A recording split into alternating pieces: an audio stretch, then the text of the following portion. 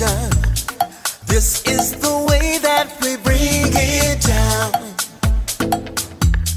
Down, down, down. Down, down, down. Down, down, down. Down, down, down. Down, down, down. Igniting the fire within you. Exalting the melody of freedom. These are the things that will bring it down. Down, down, down. Down, down, down. Down, down, down. Down, down, down. Down, down, down. So gather the faithful. Tell everyone to stand and shout loud. Shout loud. Shout loud. Let's bring it down. Let's bring it way down. Let's bring it down. Let's bring it down, down. Let's bring it down. Let's bring it way down. Let's bring it down. Let's bring it down, down. Down, down, down. Let me tell you, it's in the air. Joy is in the air. Love is in the air. Can you feel it? What it feel like? Freedom. What it feel like? Don't sleep on it, brother. You might get left, sister. Can you feel it? What it feel like? Freedom. What it feel like? Justice. No need to be counted, cause I am down. Down, down, down. Down, down, down. Down for the end of racism, for the end of bigotry, cause I am down. For the end of misogyny, that's right. For all the isms out there, just down, down, down. Let's bring it down. Rise up, people. No more foolishness, and let's bring it way down. Riding the river of change into the cries of contrition. This is the way that we bring it down. Down, down, down. Down, down, down. Down, down, down. Down, down, down. Down, down, down. We are the children of Eden, dancing and celebrating freedom. We are the ones that must bring it down. Down, down, down. Down, down, down. Down, down, down. Down, down, down. Down, down, down. So gather the faithful. Tell everyone to stand and shout loud. Shout loud. Shout loud. Let's bring it down. Let's bring it way down. Let's bring it down. Let's bring it down, down. Let's bring it down. Let's bring it way down. Let's bring it down. We've got to bring it down. Down. Stand up and shout. Stand up and shout. Rise together. Accountability starts now. The Eric Dawson Radio Show. Yeah. Rise up. Stand up, shout it loud. If you are not prepared to come to that table and to represent that voice, don't come. Because we don't need any more brown faces that don't want to be a brown voice. We don't need black faces that don't want to be a black voice. We don't need Muslims that don't want to be a Muslim voice. We don't need queers that don't want to be a queer voice. And if you're worried about being marginalized and stereotyped, please don't even show up. Good morning, everybody. Welcome to another episode of The Eric Dawson Show. Today is Tuesday. It's Deidre Viney Day. And it's cold. Deidre has brought the cold with her. And not only the cold, I'm blaming her for this. The cold, it was flurrying outside today, this morning. I'm chilled to the bone. I said, man, she's just ushering in all of this on her day. Deidre, I like this. Deidre, I like to welcome you to the club of being blamed for stuff you have no control over. Deidre is Mother Nature. Can you put in my order for a nice 72-degree day? Hey. Well, I'll do my best. I will do my best. Hey, listen, before we get in, because Deidre always drops some knowledge, but I'd like you to weigh in on something, Deidre. I was talking to my mom earlier today, and I think Vincent found the article. My mother was talking about a young lady who was inappropriately touched, or a woman who was inappropriately touched by a man, and she confronted him, and as a result, he killed her. And so, in my conversation with my mother, I was saying, I can understand the knee-jerk reaction to respond when somebody touches you, because no woman should be violated, right? But, and I do put an asterisk by the but. People are suffering from mental illness. And when you confront somebody, you don't know what's in their mind. And you have to you must be prepared if you're going to confront them for anything. And what I said to my mother this morning is I said, inasmuch as a woman might want to immediately respond to that, the most prudent thing would be to escape the dangerous situation and go find some law enforcement. What are your thoughts about that? Yeah, I agree. To your point, you don't know the person's mental capacity at that time. And so in this particular instance, you're saying that, so she confronted him after it was done? Yeah, and thought that was going to be, he was just going to be like, oh, sorry? Yes. I'm sorry. Yeah. I'm sorry for laughing at the gravity, but yeah, the irony is what's funny. Yeah. I was, to your point, I think that you got to go a different route. This is at the workplace too. There's multiple channels to approach it that way too. You can go to HR and put in a complaint.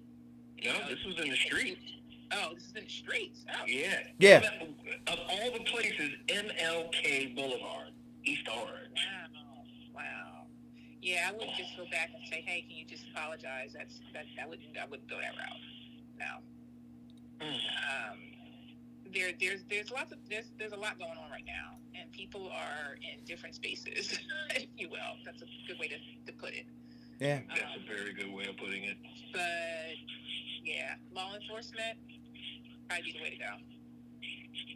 Or you could be like that other woman who basically pulled out her camera and turned it on the guy and like, this is the guy that inappropriately touched me. What do you have? I mean, but she did that. Crazy that way too, though, Vincent. Yeah. Yeah, I think that all of those things. I mean, look, there was an article not too long ago about a guy who murdered a woman because she got his fast food order wrong. And then there was a confrontation and he killed her. We hear about road rage and folks who are, murdered. Somebody was murdered over a parking space. You understand what I'm saying? So all I'm saying is this. When you confront somebody, when you make that decision to confront, and I'm not saying that you should accept wrongdoing, right? Somebody did you wrong. You want to express your disapproval, your anger, whatever it is. But there's something on the other end of that, right? And when you go to confront whatever that wrongdoing was, you have to be prepared for the worst. So understand the word. And I always say this to say, like when I watch shows, and you ever see these movies where you have a couple that's sleeping upstairs and there's a noise they hear downstairs, right? And then she inevitably taps her husband or boyfriend and says, "Hey, I heard a noise downstairs."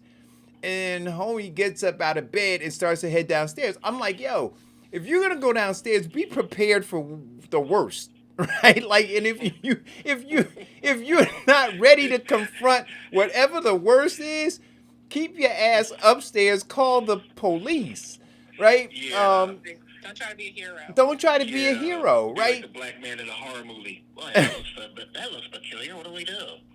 Oh, Diane just posted because I've been exhibiting road rage lately.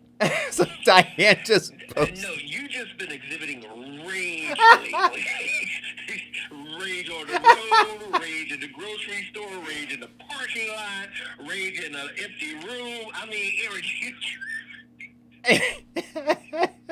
So Diane's like, exactly, Eric. So, yeah.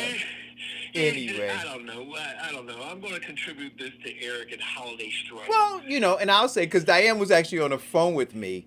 I was at Restaurant Depot, and a guy was coming into the parking lot, just exited off of Route 46, and was flying through the parking lot as I turned the corner. Literally could have clipped my car, could have injured me, right?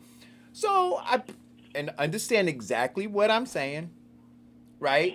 And I know, right? So I rolled my window down and I said to the dude, I said, "What's up?" And Diane's gonna say, "You didn't say it like that," because she literally was on the phone the entire time. And he and I we were going at it. But I was as what's your question? In the criminal mentality, when you say "what's up" after an incident like that, that's an indication of get ready to prepare yourself for battle. I was ready, as ready as Eric could get. But yeah, I was, and so yes, I'm saying what I said about confronting and being prepared to whatever. But Diane, what is she saying? That's not the full truth. It is I'm not going to talk about the expletives, Diane. For all of the listeners, we'd like to welcome you to the Eric Dawson therapy session. Our special guest today will be Deidre Viney. Hey, Deidre, how much do you... Nothing to do with Eric's therapy. Diane, Deidre, what's your hourly charge for... What's your... He may have radio rage by the time you get up here, Deidre. What's your hourly charge for therapy, Deidre? I'm stepping back. You can pay me off in cobbler. In cobbler? All right. But anyway, guys, all I'm saying is... apple fritter loaf this weekend. I forgot to take pictures and post it. What did you make? Wait a minute. I made 2 of them. One for home and one to give away as a gift. You made an apple what? I pick it up. Wait a minute. What did you make? I missed that. Apple fritter loaf. An apple Like fritter. Oh my God! And I made bread. Oh my goodness! I forgot to tell you. You know what, Deidre? You're hurting me over here, Deidre. I made bread from scratch. I was thinking of you, Eric. I was actually about to call you and say, what was that tip you gave for the bread? And I found it. So it came out really good. I made a buttery.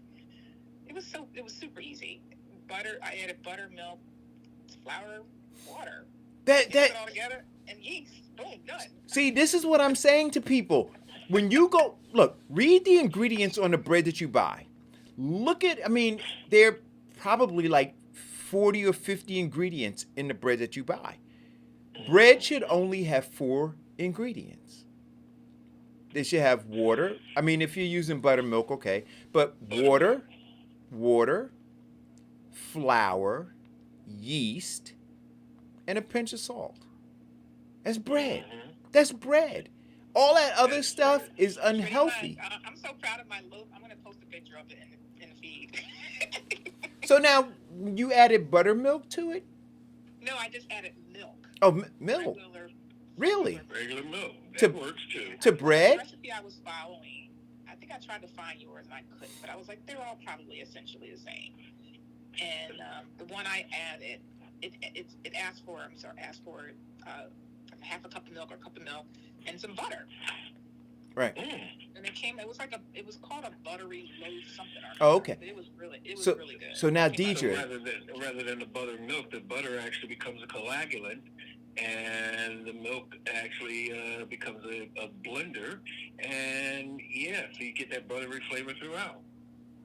Oh, I can't post pictures while I'm talking to you. I'll do it. So, hey, Deidre. So now, I'm trying to multitask. It's not working out. check this out. I'm gonna send you a bread pudding recipe. Use your bread to make the bread pudding. Oh yeah, bread pudding out of fresh bread Oh. is a whole different dynamic. Oh, it is incredible. And I'm gonna send you a bourbon sauce recipe to drizzle over the bread pudding. Oh, unbelievable. Yeah. You might want to check for the age limit of the people actually partaking in that. Bread No, pudding. you can cook off the alcohol in the bourbon sauce. That'd be fine. Or give them a breathalyzer after having it. Yeah. Yeah. So Diane said I had road rage with her yesterday on the radio. No. No, you didn't have road rage with her yesterday on the radio. You Oh, had radio road rage. before you got on the radio and put on your glasses. Diane helped you increase your rage by saying, "Take your glasses off." Diane's in an face. So are you saying Diane's an enabler? Huh? No, it was more of a contributing factor. Well, that's And- the same thing. That she, Yeah. yeah. Yeah. See, Diane, you're an enabler. I'm trying to No, kick she's the not. habit, and you enabled me. No, she's not. No, she's not. It was. Deidre, yesterday's show was like when mommy and daddy fight over the Christmas presents, and the kids sit there looking like.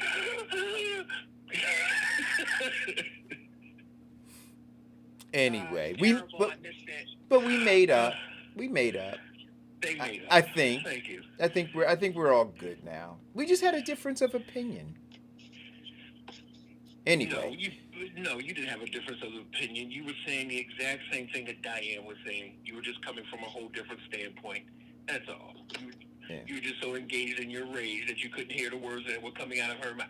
but I will tell you, and I'll wait until Diane's back on the show. I did have a conversation yesterday. I told you I was going to with their mom, and we had the conversation. It was interesting because, and I posted this, and thank you both, Deidre, Vincent, and everybody else who wished Lucy well as she embarks on, an education in medicine to become a doctor. She's excited. The whole family's excited. And so we had a family Zoom meeting and to toast her success.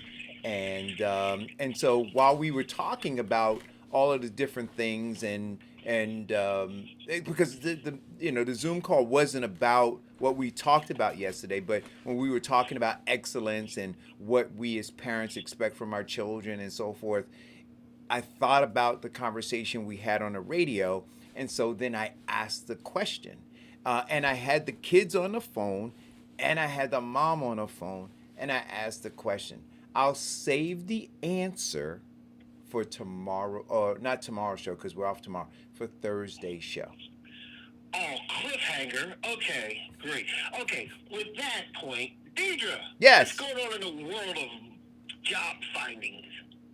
Well, lots of jobs available. Woohoo! Today I was just going to talk about, I know that as folks are interviewing, I was just on a call literally 5 minutes before I got on about what kind of jobs are out there, particularly in the office. And what I'm noticing is a lot of, if you're a warehouse or a production company, those kind of jobs have been essential. They've never closed, they never slowed down, they actually got busier in a lot of instances.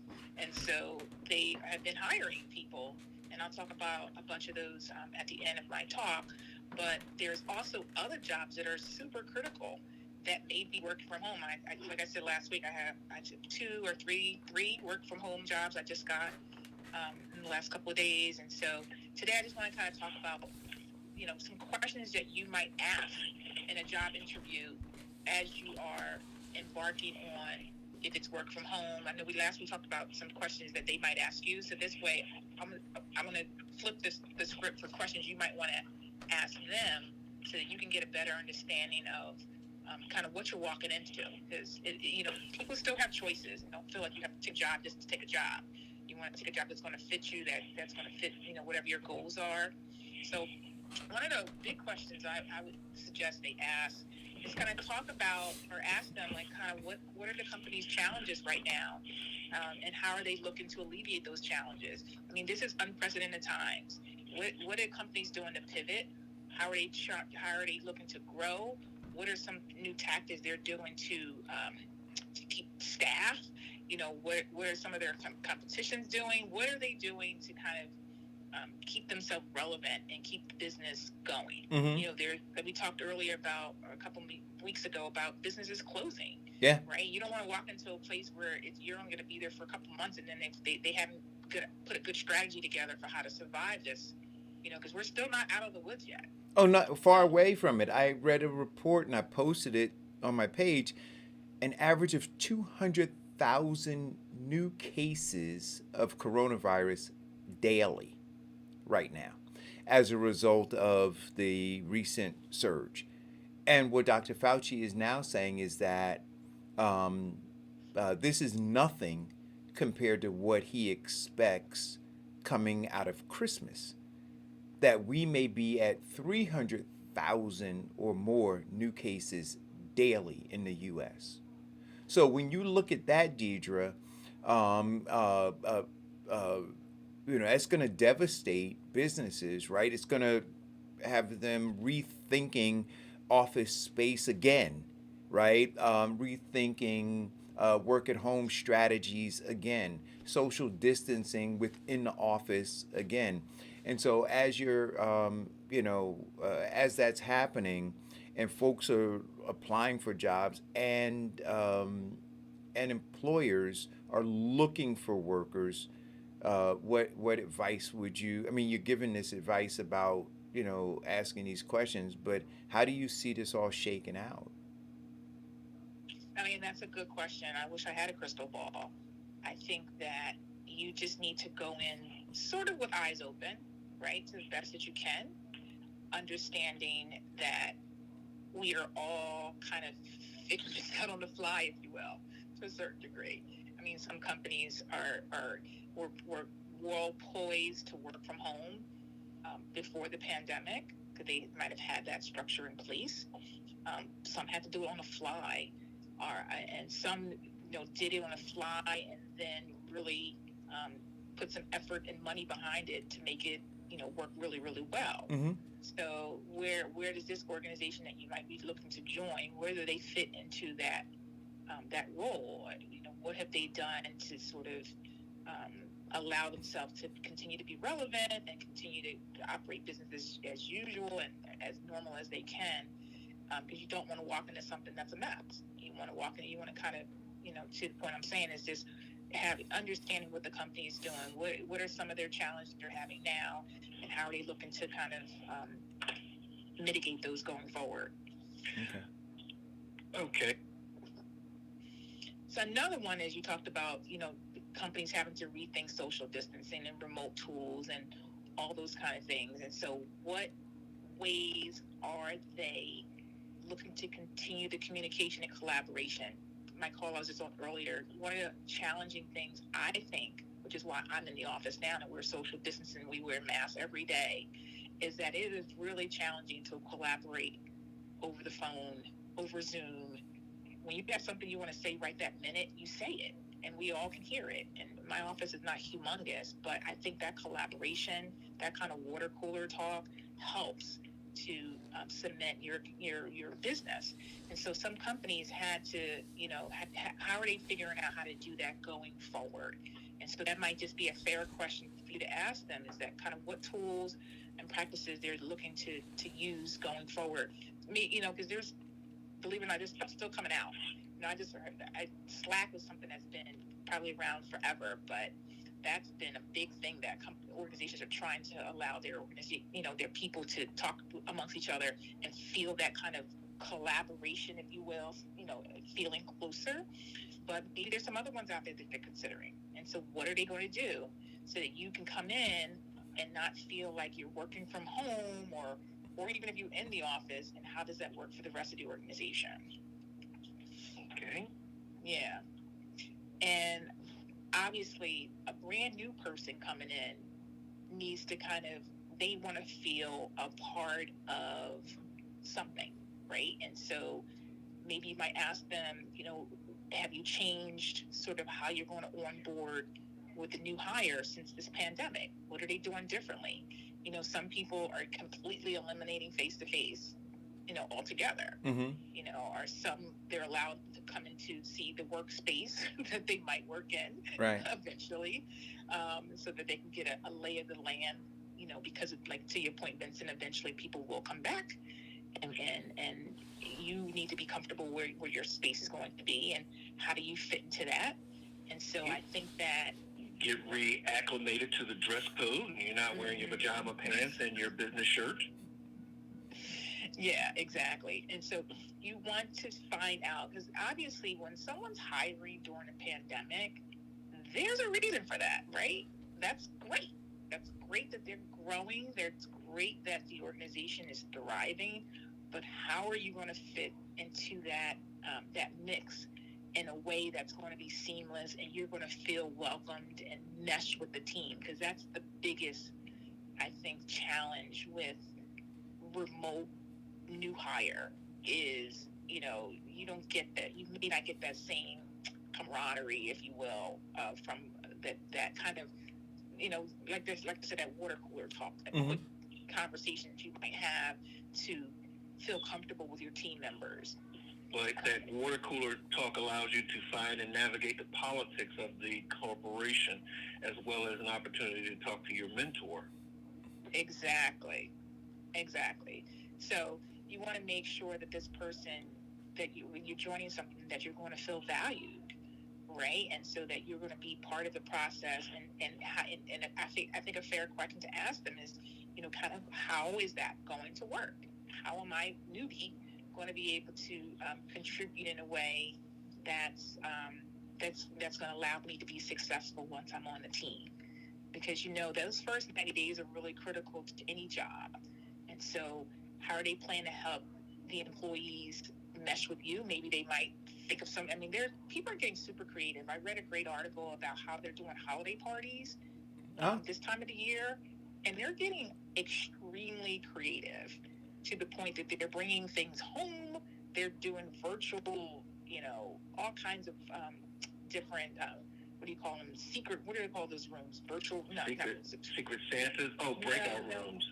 Yes, but not breakout rooms, where they're doing like you're doing like trivia online, and trying to find ways to make the team come together when they're not together. Mm-hmm. And I know that that's a difficult challenge to do, and I applaud these event planners, because they're really thinking outside the box for how to make people that are working from home not feel so isolated. And so, to this point of where you're coming into a new organization, you don't want to feel isolated. You're working from home, and how is this company going to help you not feel that way?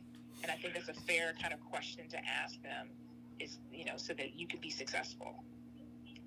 Okay. So, go ahead. Go ahead. I'll ask it later.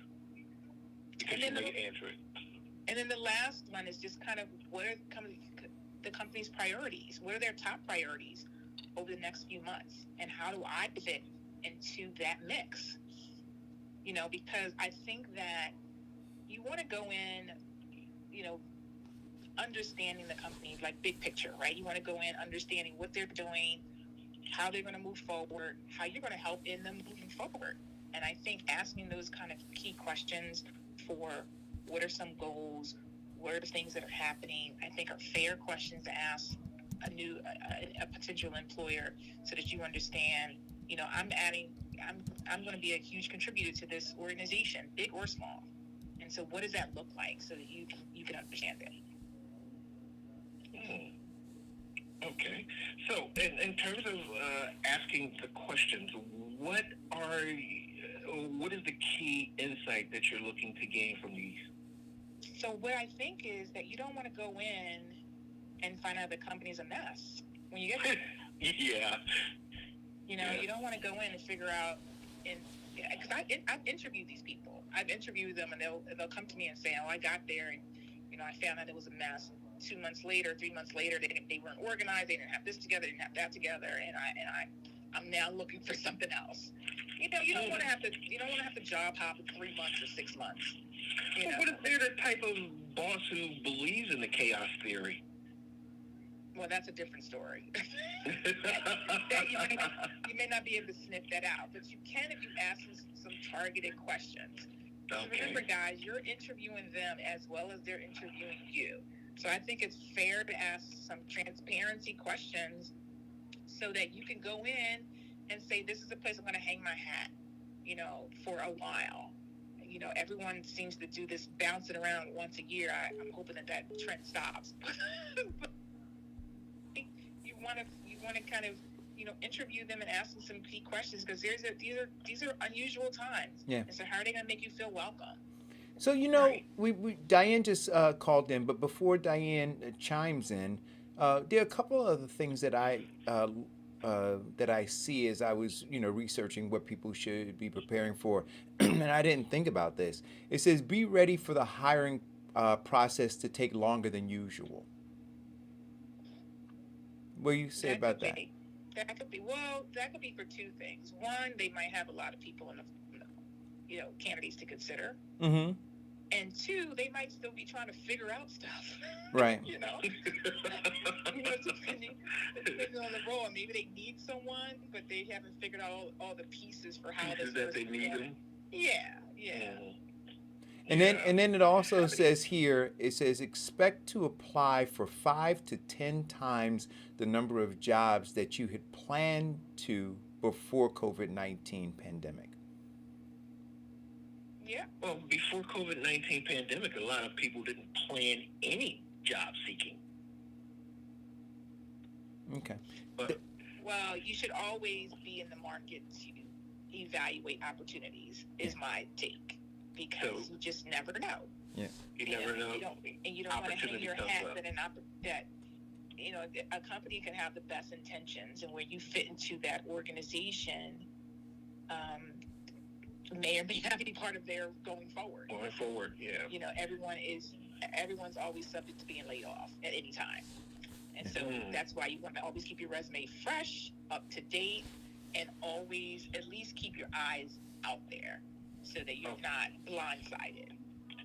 Okay. All right.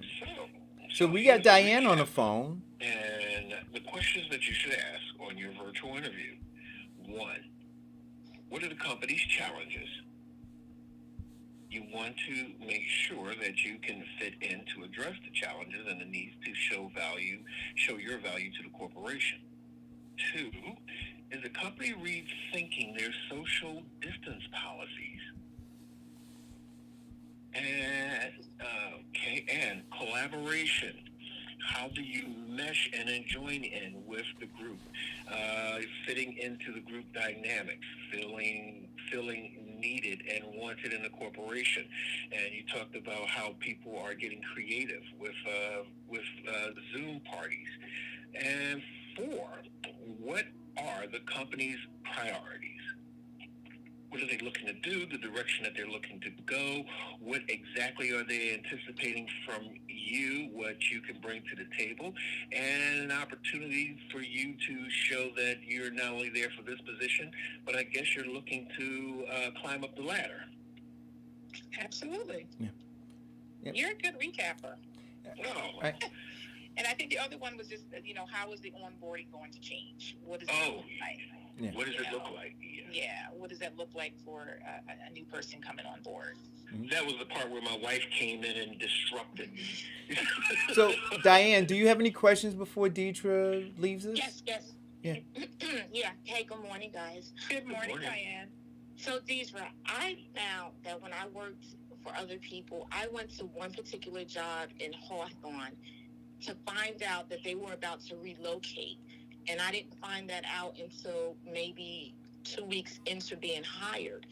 So how do you ask about, and you talked about a little bit, like, where's the future of the company going, but more specifically, like, what does the company structure look like in location? Because although the location went from Hawthorne to Wayne, I just was not expecting that to happen. Yeah, and that's not fair to you. And that's all about transparency, because that's the point of kind of asking those questions about, what's happening with the company. What are some of their goals? What are some of their challenges? Because that, when you have a move, they don't just make that decision on the fly. That's months and possibly years of planning. And so that's the way that a proper way to interview someone would tell them, look, this position will eventually be here. Are you going to be okay with that? Because it may be, a difference of an hour of a commute, and you may not be okay with it. So I think in that case, that was just poor foul. Yes, I think that was not fair to you or anyone else they were looking to hire, because you got to be upfront, and that says a lot about where that company is in general. They're not going to tell you something as critical as, oh yeah, by the way, we're not going to be here, we're moving. Now, if it's down the street, no big deal. If it's the next town over, maybe no big deal. But if it's significantly away, that's a critical thing to bring up in an interview. And you can try to sniff it out as best you can, but I would think that kind of something as critical as that should come up by them, not necessarily from you. Yeah. Try to figure it out. So what about companies that are downsizing, but they're hiring? How do you ask them about longevity for yourself? So, like, for instance, I was just reading an article yesterday that King's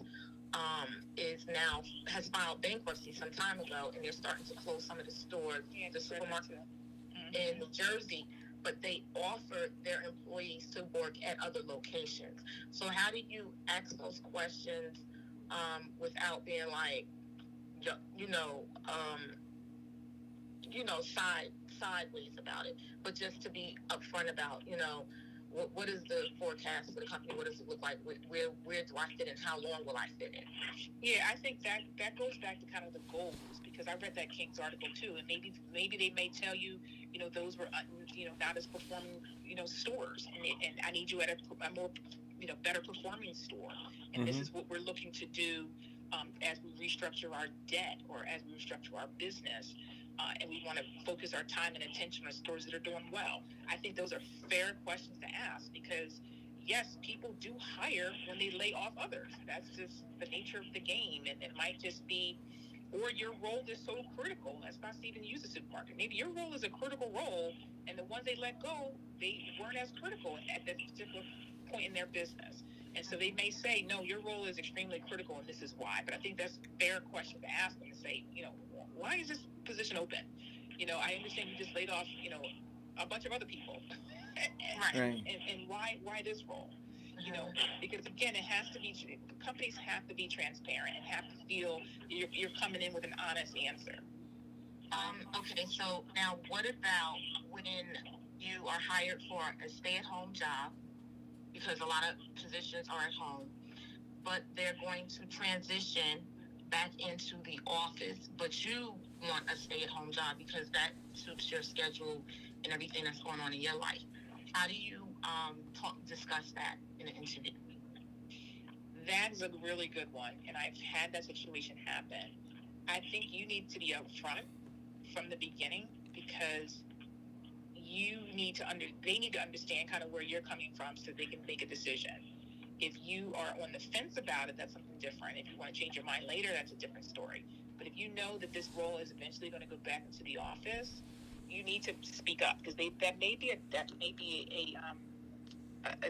a killer, unfortunately, for this role.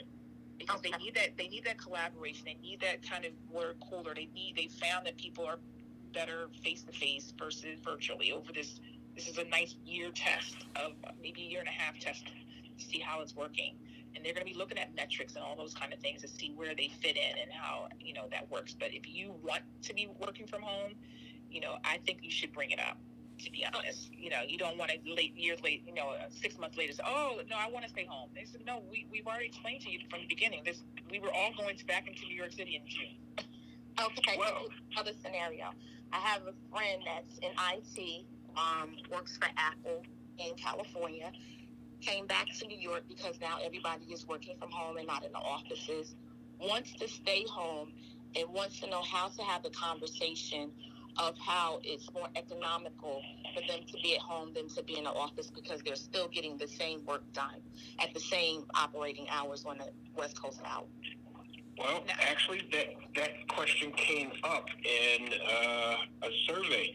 What they found is that people who are working from home have increased their productivity level, and companies are now looking at keeping that going so that they don't, in the recovery of the corona, they don't incur additional office space fees and bills. And, oh, by the way, also in that survey, you know, one of the contributing factors to the increased productivity of people working from home? I don't know. Minus the travel stress. Yeah, oh yeah.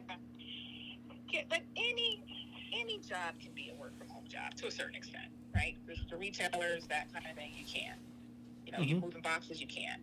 But that IT person, that I think they have to show their efficiency over the period of time. They'll have some measures to show that, you know, what they've done, how they've contributed, how they haven't missed a beat, you know, that kind of thing. I think is a fair conversation to have as a starting point. Now, that manager doesn't have to make a decision because now is everyone going to say, oh, I want to all work from home? How big is this team? You know, if it's 20, 30 people and they all now want to work from home, maybe that wasn't part of the plan. But they feel that they were, you know, significantly efficient at home and can demonstrate that, then, you know, go at it. You know, I know this was pre-COVID. This was a conversation. A lot of individuals, I have friends that worked in the city that were really challenged and wanted to work from home, you know, even 1 to 2 days a week, and had to literally make a case for why this was a good use of the company's dollars to allow her to work from home.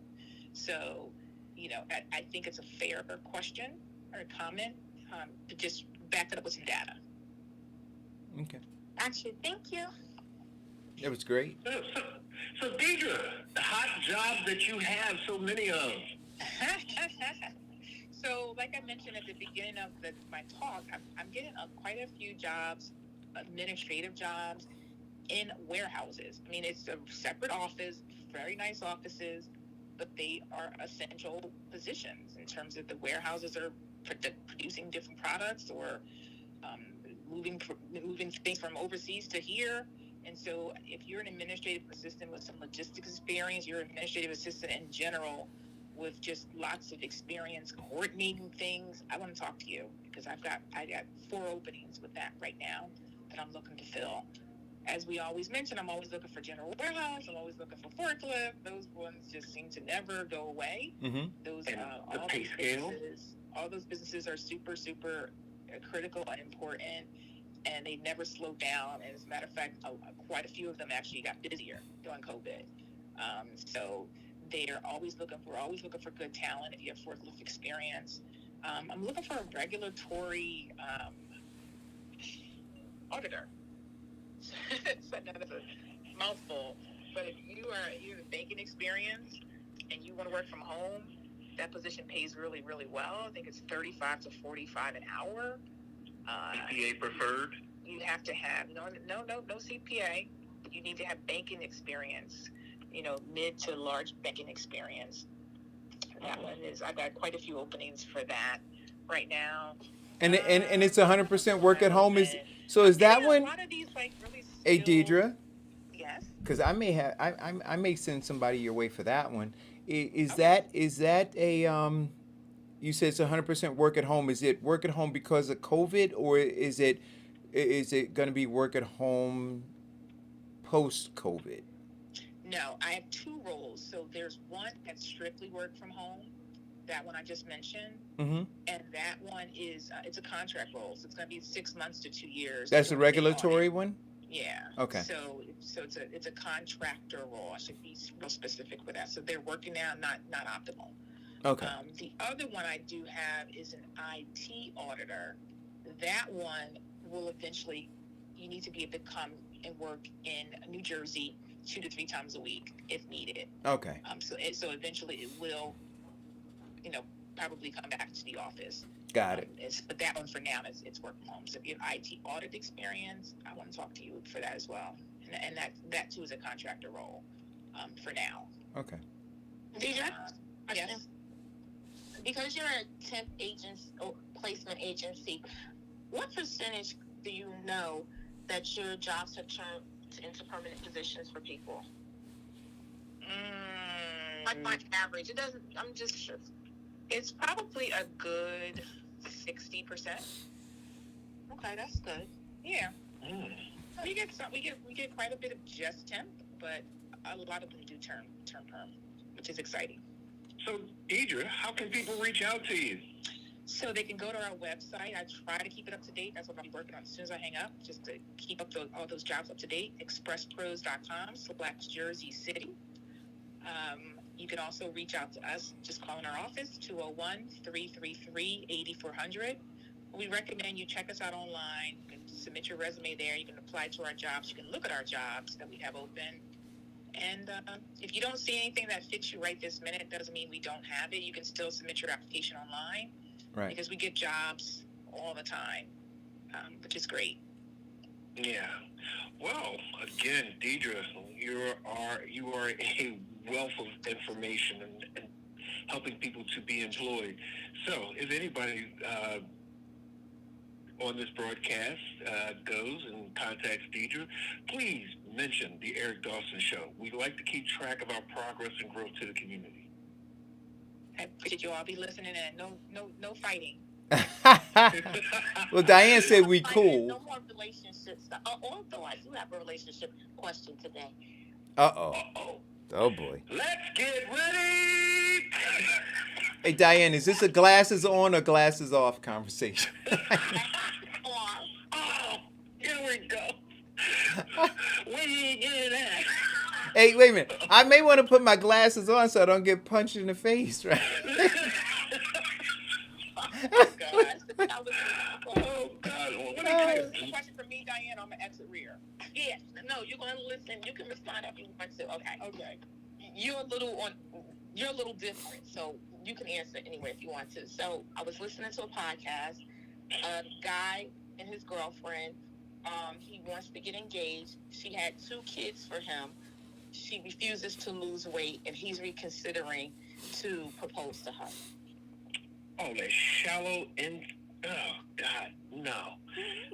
Well, see, so I'm going to say this. I'm not going to judge people. People have a right to what they like, right? So if for whatever reason he says this is going to make me happy and is going to make me perform well in the relationship, right? And she's not willing to do that. They're just not like Diane said yesterday, they're not equally yoked with respect to that aspect of, of life, of thinking, of the relationship. And so they ought not be together. Listen, I'm glad that he's saying it now. See, here, and I said this to somebody the other day, we ask for honesty. And then when we get honesty, then we call names, right? So if this guy is being honest, he's being upfront and honest, I'd rather him do that now than having walked down the aisle, having gotten married, developed this bond with these kids and all of that stuff, and then have this conversation.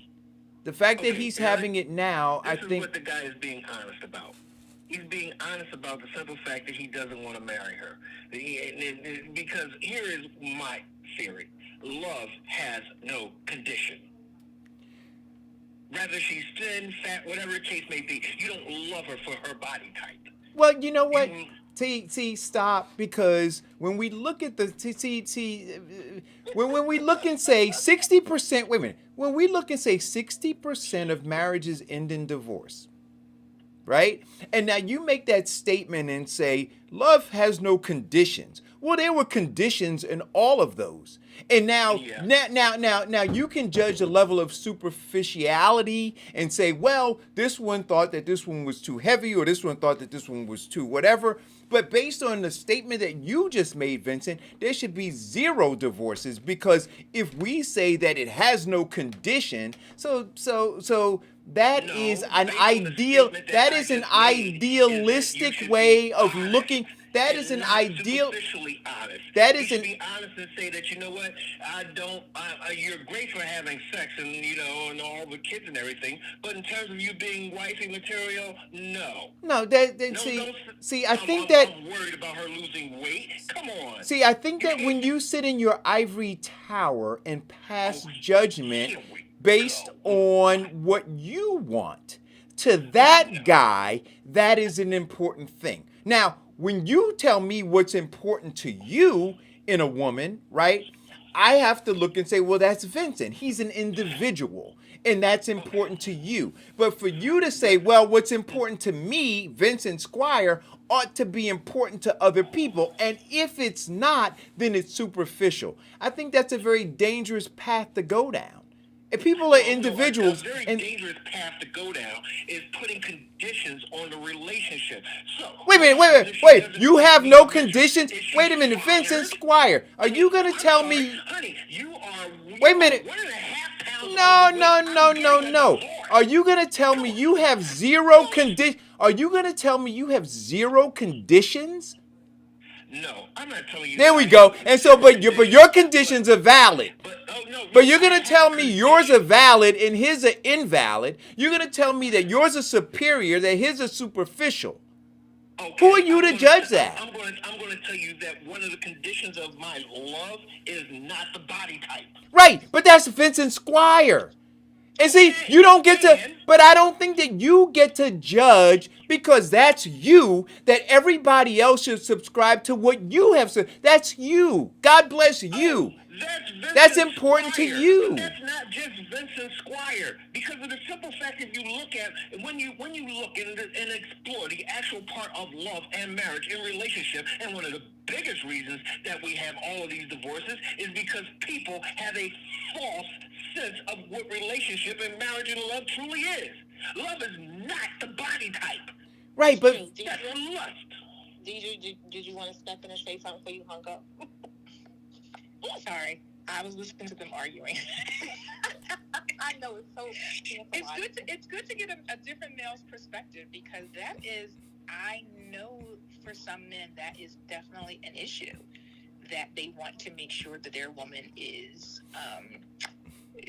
loses. She got to be fine. Yes, and I know that the appearance is an important factor, and so to Eric's point, I'm going to reserve judgment, because every person should make their own decision. I guess I was thinking about it from Vincent's standpoint initially, but if that's a challenge he has, then that's a challenge he has, and better to find out sooner rather than later. Yes. Because it's unfortunate, but that's a world we live in where appearance is important to people, and if that's one of his criteria, then, as they say, it is what it is. Well, let's look at it, and this is from Vincent Squire's perspective. Yeah, I used to have that period in my life where I was dating those actress model wannabes and these beautiful women, but here is what I found out in those women who are just absolutely beautiful, is this. Be careful. No. I'm talking about the women I dated. Be not careful. The women that somebody else dated. Okay? Was the simple fact of it just being superficial. They were just with me because they were beautiful, and I had the means to keep them in the standard of living in which they can grow accustomed to. But after that perspective, because there was no love, it was the conditions of body type and attraction that after that wears off, and believe me, having a fine woman does wear off, because here's the worst thing about it, is that this one of them was so fine that even lesbians were trying to fight with me to have sex with them. All right. So listen, after you get finished patting yourself on the After that, you have to have some sort of interest or commonality to stay in the same room with them. There's no sense having a beautiful woman that you can't stand her attitude. Right. So after you get finished patting your back, stroking your ego, let's get down to the issue at hand, right? So people have a right to want what they want. I think we're right, and I think I think that the important thing is to before the two babies or after the two babies. wait a minute, but don't no, but let me well, Vincent, let me answer the question before you narrate, right? So whose children are they? They're his kids. They're his kids. So what I will say is this: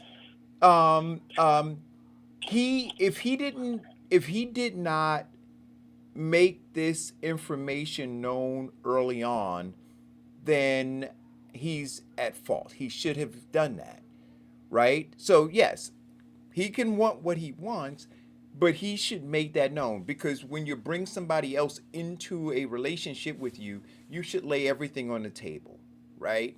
And the fact that he didn't do that, I think did a disservice to her. But I will also say this: people evolve, their taste changes, right? What you wanted at 20 is different than what you want at 30 or what you want at 45 and 50. And so we have to understand that too about us as human beings and the partners that we're with. You can't expect somebody to be the same person they were at 20 or at 30 when they're 60. So there are a lot of nuances. And so I'm not prepared to look at that guy, because God knows I've changed. The things that were important to me at 19 changed when I was 30, changed again when I was 40, and are completely different at 57 years old. So this is what I'm saying. So Vincent, to be where you are, right, in your home, and to just out of the box cast this judgment on this guy, I think just be careful, because we've all changed. We've all wanted one thing at one time, and it changed before. And people, because we get in relationships, people get hurt. That's all part of life and part of love. But to cast this kind of judgment on somebody, they say, he is without sin, cast the first stone. So I'm not prepared to do that. I haven't been perfect. No, it wasn't passing. No, that's exactly what you, wait a minute. Vincent, I'm going to rewind what you said. It was absolute judgment on him. No. Okay. Come on, Vincent. No. It was basically insight upon, like I said, past experience. Been there. No, but you called him names. You called what he did superficial. That's passing judgment. That's what it's called. What do you call a man who puts a statement on a woman that says you have to be beautiful, you got to be this amount of weight, and all this other stuff, on the simple fact that, it's only now after having kids? Right. And I'm going to tell you, right, you asked me, and I'm going to answer the question. Like I said before, he has a right. He has a right to what he wants. What would have been... He has a right to be superficial. No. I'm not going to call it superficial. See, that's what I'm saying. That's judgment. I'm not going to call it I'm not going to judge him like that. I'm simply going to say he has a right to what he wants. And I have the right to call it the way I see it. No, and I said that, right. And it's just judgment, right? So you decide to judge him. I don't. That's it. Okay. And I have the right to say that, you know what, that is the most superficial thing you can ever do. How are you going to put a parameter upon love? Right, Marriage should not be out of contracted obligation, a body type, for you, income, but for you, but again, Vincent, but Vincent, it shouldn't be, but it shouldn't be for you. It's not supposed to be that, because marriage is a contract. Marriage is a contract, yes, and that's why 50% of women in divorce. Right. But at some point in time, love is a commitment. Right, but Vincent, again, you have made these decisions in your life, right? And they were wrong. No, but I'm saying you've made these decisions, and we just have to be real careful when we throw down these edicts, right? Because now you say this is what it should be. This is what this guy should do. This is how he should respond. This is coming from Vincent Squire. And I'm saying, until you've achieved some level of perfection in your life, right, recognize that you're still evolving. And so at the stage that you're in now, which is different from where you were 5, 10 years ago, to now strike down some edicts in terms of what somebody ought to do with respect to those kinds of personal decisions is dangerous. It has caused wars. Wait a minute. It has caused wars throughout our history. Or maybe it's the simple fact of experiencing, seeing the road signs and saying that you're heading into a cliff. But Vincent, that again is you. That again is what I'm doing. But yet to actually judge my judgment and then call it another thing is what, I guess, a level of hypocrisy? No. Yeah, I can basically say from my experience, okay, and from my time on this earth and dealing with certain relationships, that when it is this, based upon that, okay, it generally ends in that. We can do that because you can say that, okay, if I add milk and water, or if I add milk and flour and eggs, I'm baking this. I love when you use my analogies. But anyway, I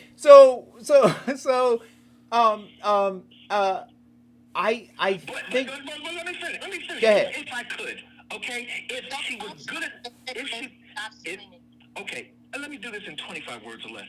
If she was good enough to have sex with and good enough to have all those kids with, now all of a sudden she's not good enough to get married to because you're concerned about her weight?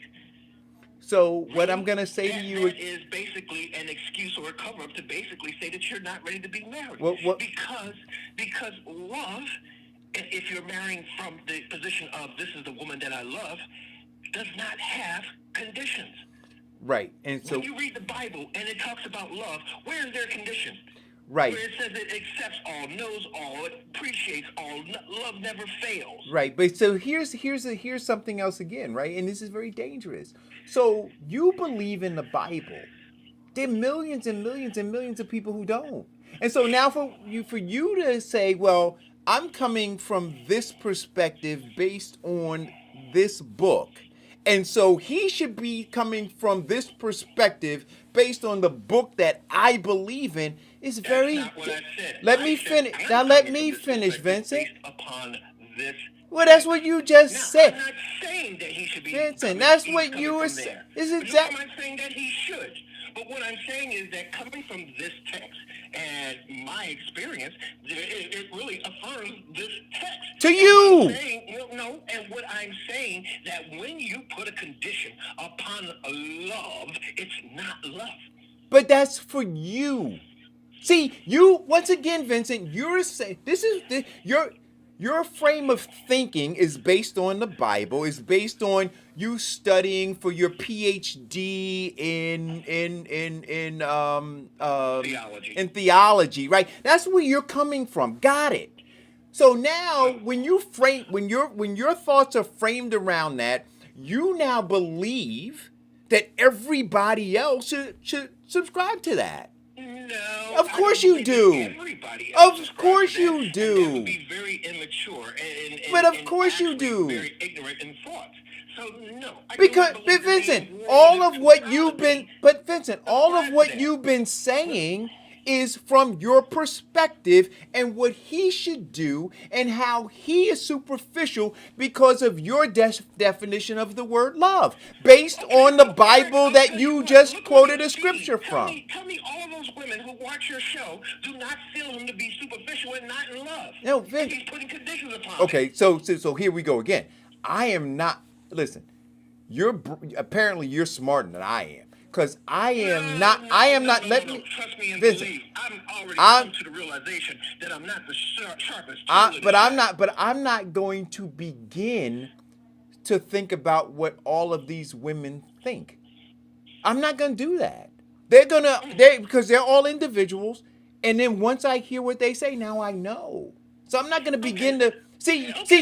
So wait again. Hold on. I want you to understand. Eric, let me ask you this simple question. Go ahead. Do you believe that he is right in his thinking and how he's addressing or acting towards this woman who had his children? Okay, so I'm going to answer the question for you. I think, I'm going to start off by saying this again. he has a right to want what he wants. What Okay, so would you let I'll me take that as a finish? yes. Would you allow me to finish? Sure. Okay, thank you. He's entitled to want what he wants, right? What would have helped their relationship is if he would have told her early on what he wanted. Now, here's the asterisk. He may not have known. See, I don't know how old the kids are, but he may have been in a different headspace 10 years ago than he is now. Right? We can't Because we testify to all his evolve. faith that he Because was in we, 10 years from now because we hey, don't have Vincent, that data. at some point you But got to show some. from You where asked me a he is question, right now, Vincent. Eric, So I have a question. I want to interject. Go So ahead. based on the information that I gave you, what should she do based on what he's told her? And two part, does a man expect you when he meets you to stay the same forever? So she should leave. If she now knows what he wants and it's not what she's prepared to do, then she should leave because she's going to be unhappy. He's going to be unhappy, and those children in that relationship are going to suffer, right? So she should leave and she should find somebody who wants what she has to offer. If he doesn't want it, then she's got to accept that. And now, what was your second question? Oh, The second question, yeah, go ahead. should You men got it? wait? So do men expect you when they meet you to remain the same way they met you forever? So Yeah. I'll answer that. Some may not know. Some may expect that. Some may not know. Some may not be mature enough, Diane, to understand, right? To fully understand that you change. Like so when I meet you now at 19 or I meet you at 25, right? And the thing that I was attracted to, and let us be really clear about all of this, and Carl, I'm gonna take you in a second. Let's be really clear about this. When people meet each other, they put forth their best foot, right? So the woman, right, she gets her hair done, she has her makeup on, she makes sure she's not farting around him, she makes sure her teeth are brushed and her breath don't smell, she makes sure her boobs are perked up. He, on the other hand, right, he makes sure that his hair is cut perfectly. He makes sure that he's dressed dapperly. He makes sure all these things are done. So they present this image to each other that is a false image to begin with, right? And then as the relationship evolves, they start peeling back on some of those things that they were doing, preparing themselves to be the perfect looking person. Now, as that starts to change, the question is, well, does the man and the woman look and say, well, that's not who I met.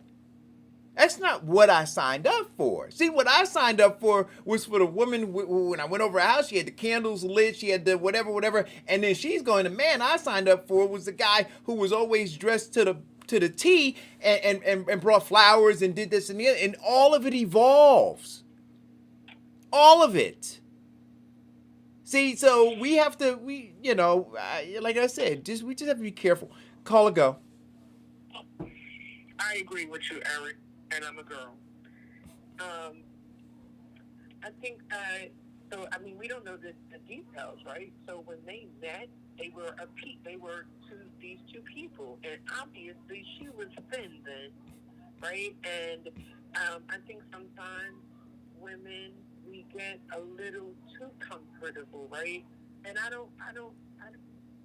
think we get a little too comfortable. So it would depend on age. It would depend where they are. Like Eric said, the age of the children.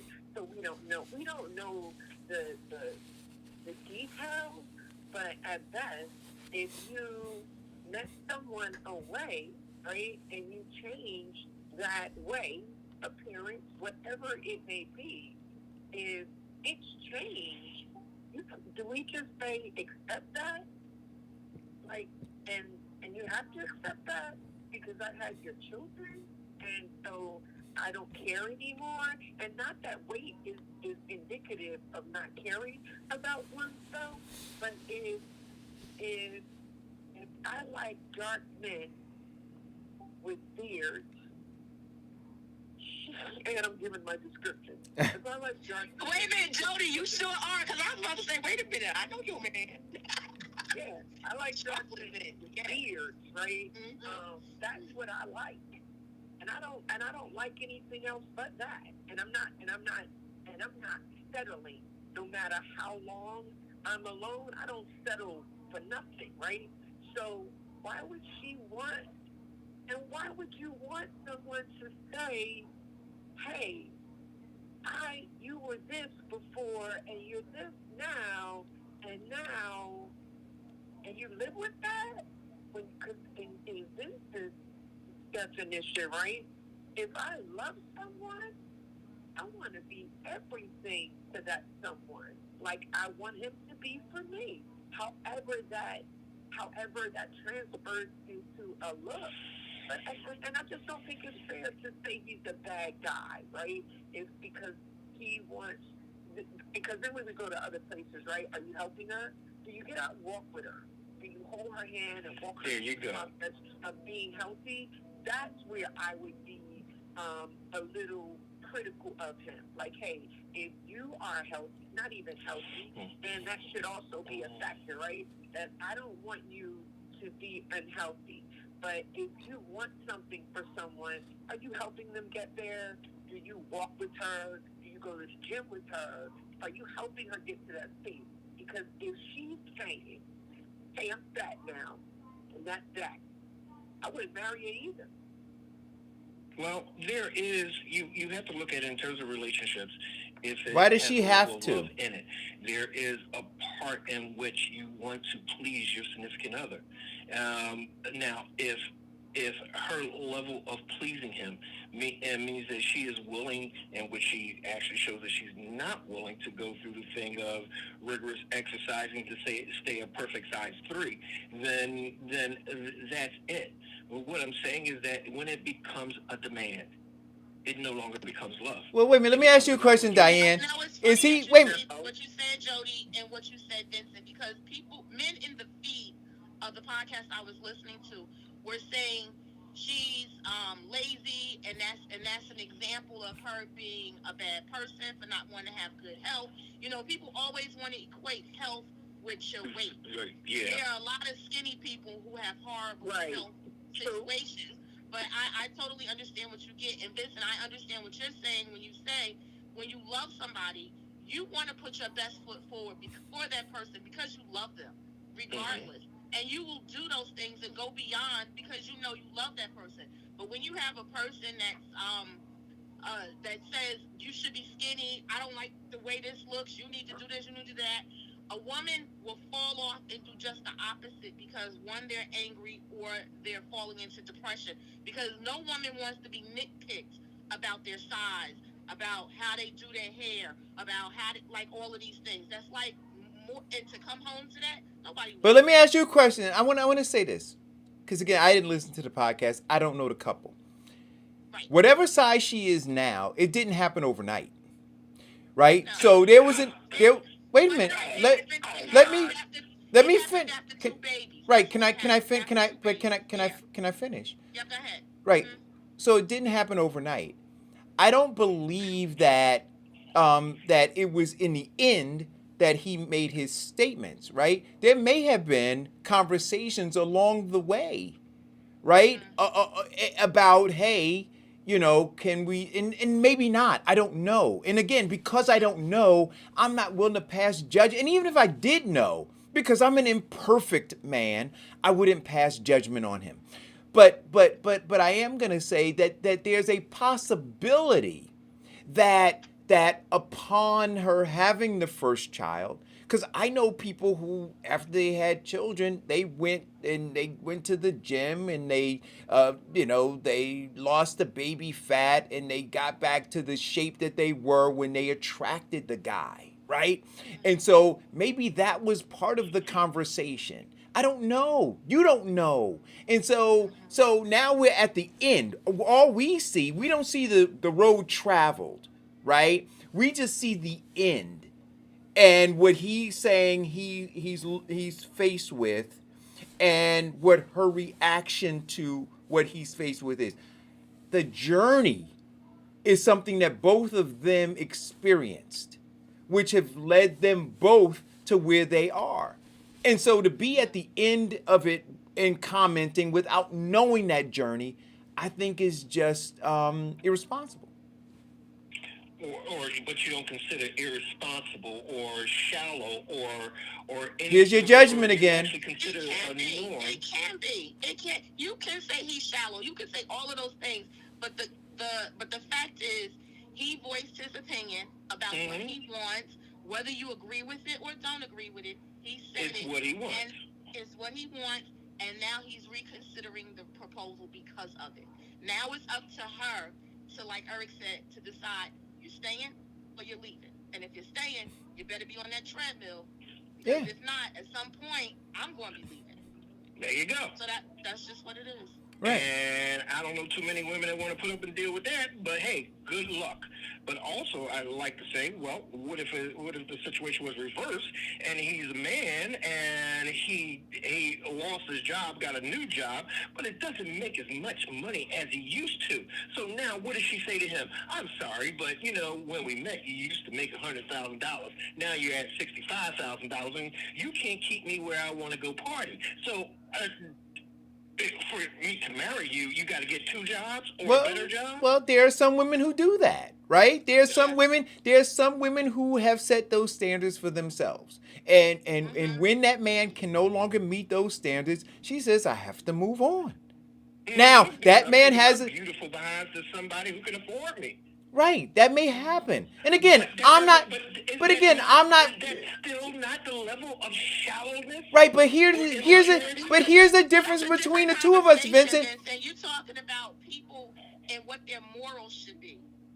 We're talking about what is. So people do have different morals and they see things differently because of for many different reasons. How they were raised, the circles that they're in, a lot of different reasons as to why they think and move the way they do. But I think that for Vincent to continue to, Exactly. But for Vincent, and this is where I guess the difference between you are quick to pass judgment, right? And where I am is I look and say, I might one day, yeah. This is based upon my judgment. If that was my daughter and some But man that's you. did that But on that a is podcast, you. We would have But a Vincent, totally but different again, conversation. but if you it- will not impregnate my child Vincent. twice and then say that I can't marry you because you're 3 pounds But overweight. Vincent, that's you.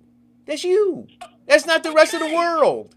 Right? So no, we don't, apparently, because when you say to anybody, because when we say to anybody that doesn't agree with Vincent Squire, it's shallow. That's what you're saying.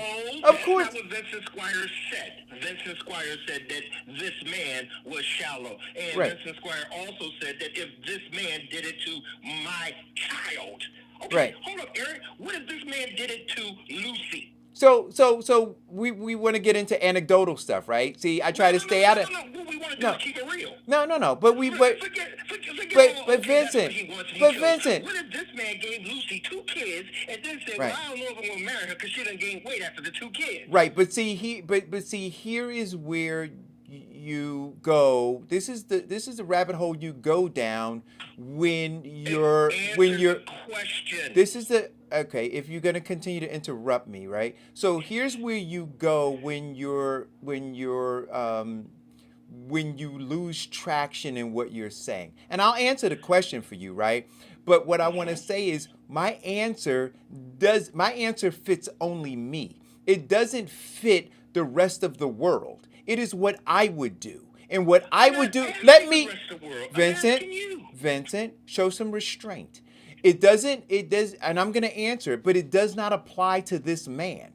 So my conversation with my child about, and again, going back to yesterday, based on what her goals are, based on her upbringing in my house and discussions, right? I say to her, listen, if you do these things, it runs contrary to what you told me your goals were. So whatever your goals were, if your goals were to be a doctor, right? And you go and do these things, then it's going to put hurdles in front of you, right? That may make it difficult for you to achieve that goal. Those are going to be my conversations. Now, see, for me to have any other conversation with her, right? Because I did things as a 19-year-old, as a 17-year-old, as a 24-year-old. And so for me to say to her, when she's on the 25th floor of her life, that, hey, you should do it this way, I am the sum total of all of my experiences. And so when she looks at me now for some guidance, I have to be honest with her. Like you said, keep it real with her. The same way where I hear parents say to their kids, oh, you shouldn't smoke weed. I'm not done. I'm not done. No, I'm not. I'm in a no. It's a very whole. See, Vincent. Here is the difference. Vincent. Here is the Vincent. Vincent. Here is the difference between the two of us, right? You're prepared to cast judgment on people, and I am not. Right? You're prepared to, wherever you are in life, to say that that's where other people should be. Now you're preparing to avoid the No, I answered the question. I answered the question. question. Just answer in 25 words or less. I answered the question, Vincent. What part of it didn't you understand? I did not. Well, here is the question again, in 25 words or less. If I'm not going to allow you to put me in that box. Your child had this man right. and had 2 children by him, right. and then he says, well, I'm leery about marrying her because she gained weight, what would your conversation be to him? Oh, to him? Or to, no, I wouldn't have a, no, so be clear, ready? I wouldn't have a conversation with him. My conversation would be with Lucy. And I would say, Lucy, listen, what do you want? Do you want to gain, are you comfortable in the weight that you're in? Or are you interested in losing weight? And if Lucy said to me, Daddy, I love being plump. I love being full figured. I'd say, well, he doesn't like that, so you need to move on. That would be my conversation with Lucy. Did I answer it in 25 words or less? Did I make it clear to you? Yes, you did. There we because go. you never addressed the man, but you. Well, why would I address? Because my conversation. Okay, that's what you want to do. That is your choice. Right, because I respect. Yeah, because my conversation. Okay. My conversation's not with him. He has a right to want what he wants. Yeah, he has a right to want what he wants. He has a right to sidestep the actual issues or probably negate some of his responsibilities. Oh, there you go with your judgment again. Behind the simple fact of appearance. Now, as you said earlier, if he operated in that world of appearance and he made that perfectly clear to my child that, hey, look, you got to be fine for me for the rest of your life, and she agreed to that, I'm okay with it. Right. So at the end of the but for him to do it now is okay. So at the end of the day, Vincent, at the end of the day, it's not about me being okay with it. It's about whether Lucy can be okay with it. See, hey, if she like it, you love it, right? Right. So for me, right, you asked about my kid, not that guy, my kid. So I want to make sure my kid's okay with whatever decision. So are you okay with... My question to you was if he, that guy, right. did that to your kid. Right. And I'm concerned about my kid. Right. Mm-hmm. That guy, I'm answering again. See, this is the space that you and I are in. You believe that you should berate that guy and get him to conform to what you believe. See, that is the foundation of your thinking. No, that's not the space that I'm in. Well, why would you have a conversation with him? Well, then what would be your reasoning, Vincent? Vincent, what would be your reasoning behind having a conversation with him? What would be my reasoning behind having a conversation with him? And let's get a 25 words or less. Well, 25 words yeah. or less. But first, let's get these narratives. No, see, I want to play by your rules. 25 words or less. Why would you ever care to have a conversation with him? Well, I would care to have a conversation with him because I care about my child. Now, if this man deflowered my child, leaving to 2 offsprings, okay, yet he doesn't seem to be going anywhere. He just seems to be playing around, because he wants the milk for free, and he ain't buying the cow. My child is not getting any younger, and still has the 2 responsibilities of those 2 children. So, if he decides that, he's not going to step up to the plate and use that lame behind excuse because she gained weight, I would have a conversation with him. and express to him what he has done, the gravity in what he has done, and the opportunities that my child could have had if she had not felt for the promises, belief, or game in which he is playing. And what do you hope to gain from the conversation with him? What I hope to gain from a conversation with him is to come to Jesus moment. That's my whole point. There lies my point. No. If you're going to ask me the question, Go ahead. let me answer it. Go ahead. What I'm hoping to gain with him Go ahead. is a sense of responsibility, Go ahead. a sense of parenting, a sense of manhood. There you go. It says that if you do this, then this is what is required. There we go. Got it. So again, that's what I said. So he's not a man. So you want to teach him manhood. You want to teach him these things. So you're judging him, and you believe that you can teach and get him to a particular place. That is the difference between the two of us, right there. See, my thing is he wants what he wants. I'm not trying to get him to any other place. My goal is to make sure my daughter is happy.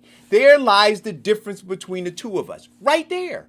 See, I'm not trying to lecture to him. I'm okay with that. Yeah, I'm not trying to lecture to him. You can't respect the difference. Right. No, I identified the difference between the two of us. You want to cast judgment on him, then you want to change him based on come to Jesus meetings, and you're And you want to give him a free pass. No, okay, well, no. If you want to do that to my child and then walk away.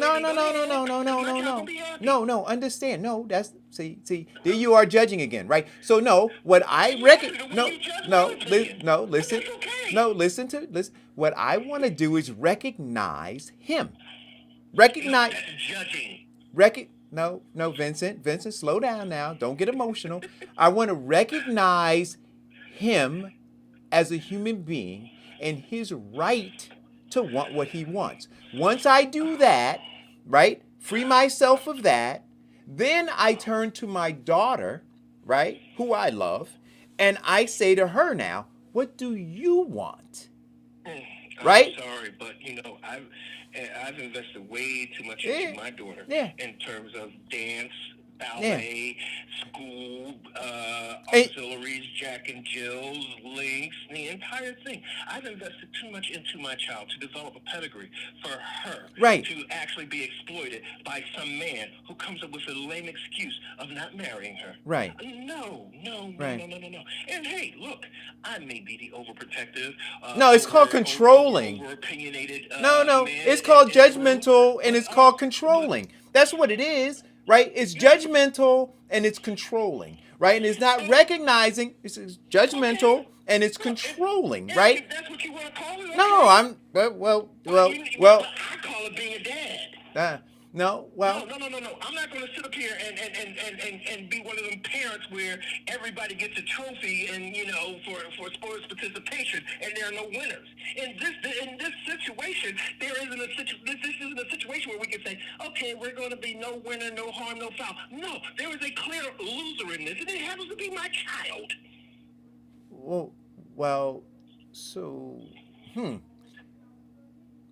Okay. There, I didn't understand that, but it is what it is. And I'm gonna go back to where I started with this. I believe that we ought to be careful, right, when we pass judgment. Eric, be careful. If this was me 20 years ago, I'd be driving up to his door with a specific conversation, which involves my foot in his behind. Right. So again, I think that we should be careful when we pass judgment because we have not reached a plateau of perfection. Right?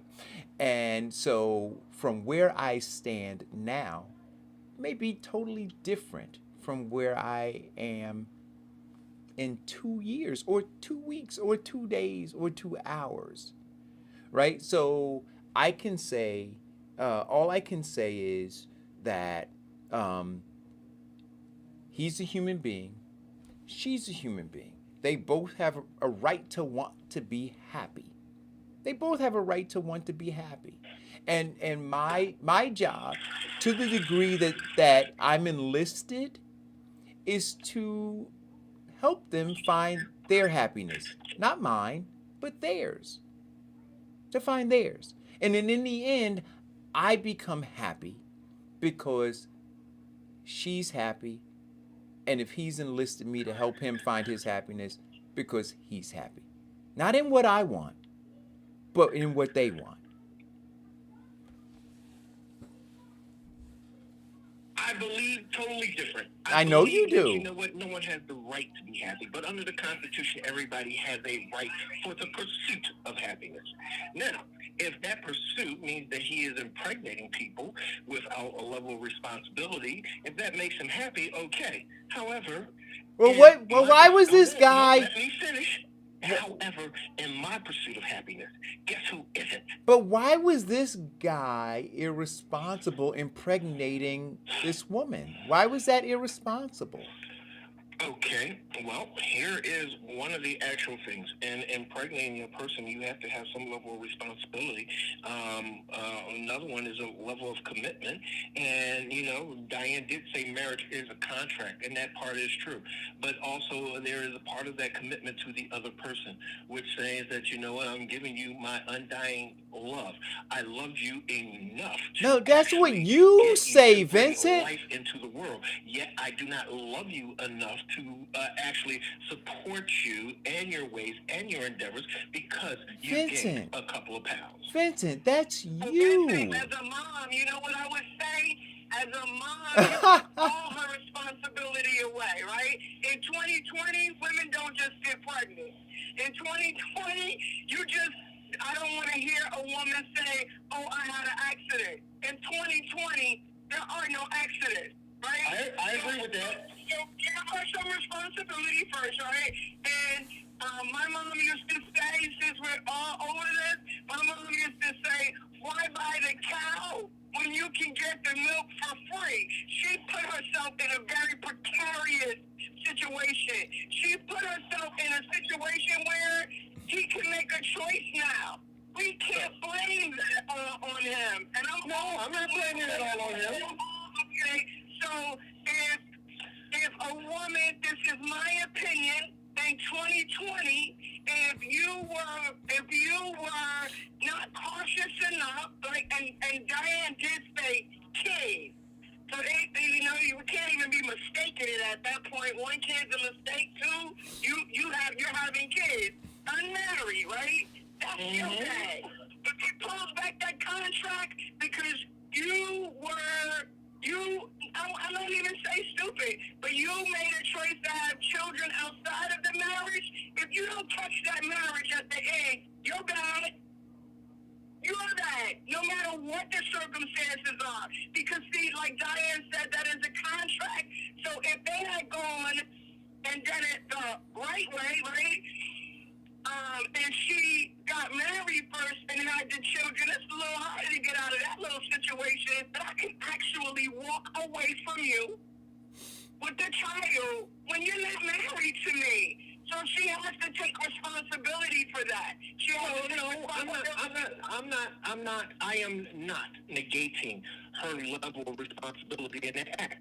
Because for her to get pregnant, unless she's a new Mary, it does take two people. Okay? Right. So, yeah, But so you I'm were saying okay. it to Eric like, he laid down alone, she popped out a baby, and now you No. I'm saying that with the assumption of, since she has had the baby, she does have a level of responsibility. Okay? That part to me is a given. However, responsibility is, listen, if I'm not married to you, I have a responsibility to my children. Jody, that part is what I am saying. She had the baby with her. She has that level of responsibility to her children. What I am, and that part to me is a given. That part to me is a no-brainer. What I am basically stating. I'm not saying her. I'm saying him. That's what I'm saying. He doesn't have any responsibility to her. He has the responsibility now to his children. He don't have to have her because she's had his children. That's absolutely right. But Jody, he can't sit up here and, okay, so he does not have to have her because she had his children. That part is very much true. Very much. However, you can't sit up here and go on a blog and say, well, I want to get married, but to this woman who has had my children, but I'm hesitant because she gained weight. Why can't he do that? Wait a minute. Jody, 1 second. Jody, 1 second. So here we go. So with Vincent's absolutes, why can't he do it? You said he can't do this. Why can't he? Why can't he? Why isn't he allowed to? By Vincent Squire. Why isn't he allowed to go on a blog and say what he wants? You say, this is what I'm saying. This is the danger in this. Vincent Squire says this man's not allowed to do this. If you're asking why Vincent Squire came up with this reasoning, I would love to answer it. Yeah, why he's not allowed to. That's what you said. He's not allowed to do this. Who are you? Who are you? Who are you to determine what he is allowed to do? He is not allowed. He is not allowed to be superficial and exploit. Who are you to determine what this grown-ass man is allowed to do? Who are you? Well, actually, if I had the power to not to make it happen the right way, it would have already been done. Oh, thank God you don't. However, I am lacking the skills of omnipotence. Yet, I would like to say that there is some level of disconnect with this gentleman who would do that. Huge. There is some level of immaturity or superficiality that he has in his mindset that says that my wife has to be this. There's a total different thing. If you look at the progression and growth, when my daughter, with my first daughter, when she played with her little dolls and everything and talked about her marriage, yes, my husband's going to be a prince and we're going to live in a castle. And then when she became a teenager, he was going to be a football player and, play for the NFL. And then when she got older, he was going to be a corporate executive and president of a corporation. And then after college, it was, okay, well, here's the guy I'm marrying. He's a musician. So, in that terms of maturity and growth, people find what's real. The true man would not sit up here and say, in all good conscience, that there's this woman who has my children, and I'm hesitant about marrying her because she's gained weight. So again, where I am again is, and it's just very, So you declare what he can and can't do. You declare based on what happens in your household how he ought to function, right? And then you determine. And then you, Vincent, show some. Vincent, literally, you just hold up, and then you determine what makes him a man. Right? Based on what you measure yourself as. Right? So it's the world of Vincent or else. Mm-hmm. Well, what else? No, I'm saying or else. It's the world of Vincent or else. No. I'm not saying or else because I'm not in any position to say or else to this man. Well, that's what you've been saying. But what I am saying is that you said you go to his house, you put a foot up his ass. You said that if you were omnipotent, you would do X, Y, and Z. You made all of these declarations about what Vincent would do to conform this man. Okay. Right? To your thinking. Since I'm not and I cannot conform that man. But if you could, you would. But if you could, you would. Basing my opinion. Yet, I'm sorry that my opinion does not align with Eric, and it does bring a huge level of entertainment with this level of disagreement, and I'm all right with that. No, it's However, not a no. That does not make me Vincent the Almighty. No. I don't. Look, Vincent. Vincent. I'm not interested in it aligning with me, right? Because, like I said, I'm simply saying that it seems as though that this man's opinion ought to align with you, right? No, I'm not saying that.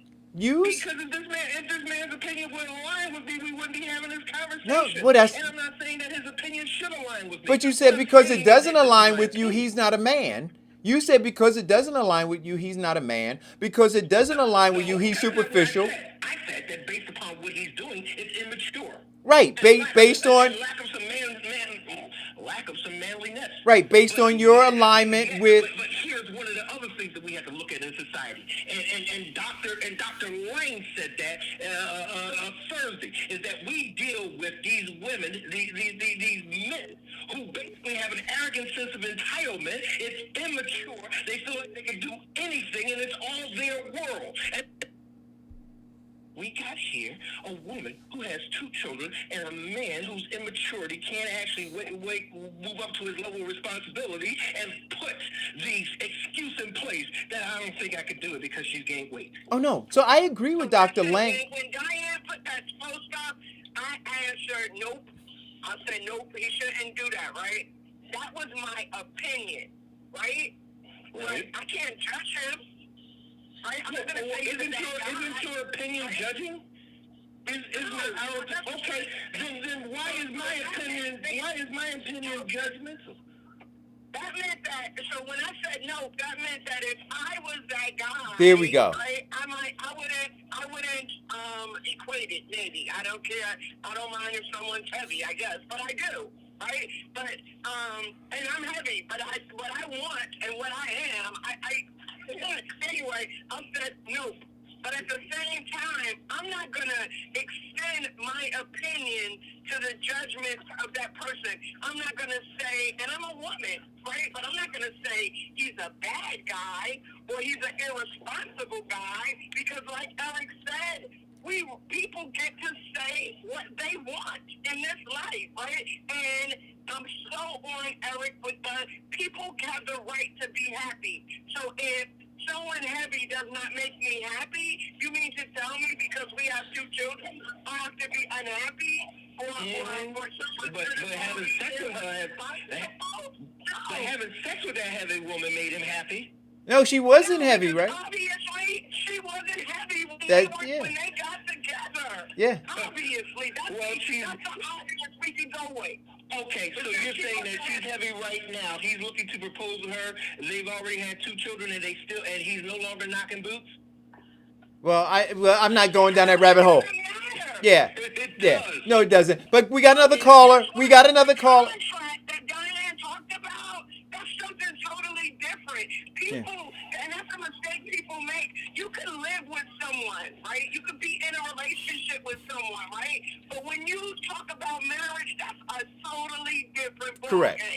Maybe he's being responsible in the sense that he recognizes that marriage means this is lifelong. That's right. And I don't want to go into something that I can't commit to because I'm not happy. Thank Period. you. Yeah. Okay, so he can make the erudite statement and belief that marriage is a lifelong commitment and that I need to be happy. But yet, on the same token, he cannot make that same level of wisdom to say that, you know what, if I am having sex with this woman and she is heavy, there is a possibility of that pregnancy, and I have to have a level of responsibility to the child. Wait, 1 second. So let's take this caller. Caller, go. Hey, what's up, guys? Great conversation today. But Eric, can me and Vincent role play? I'm gonna be the guy who knocked up his daughter, and he at my front door, and he want to have a conversation. Go ahead. I'm going to get a cup of coffee. Go for it. Go for it. Yo, bro, listen. I've been polishing up this shotgun for just this occasion. Somebody on the door. Knock, knock, knock.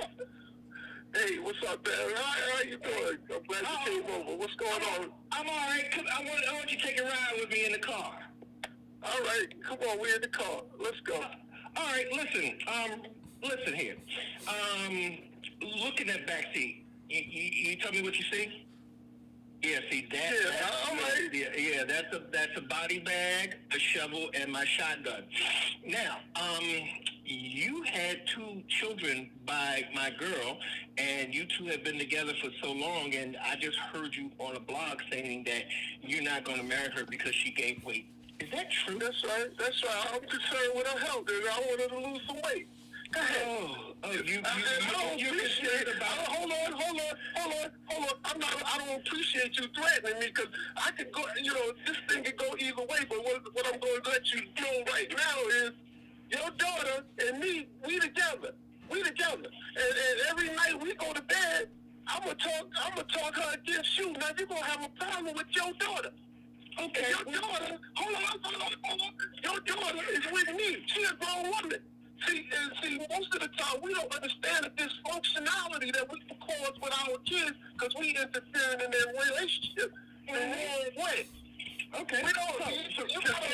Can we finish the conversation? Are you finished talking? Yeah, no. I'm letting you know. You just okay. Now, no. I need you to. I'm rolling down the window. I need you to hold still. Because in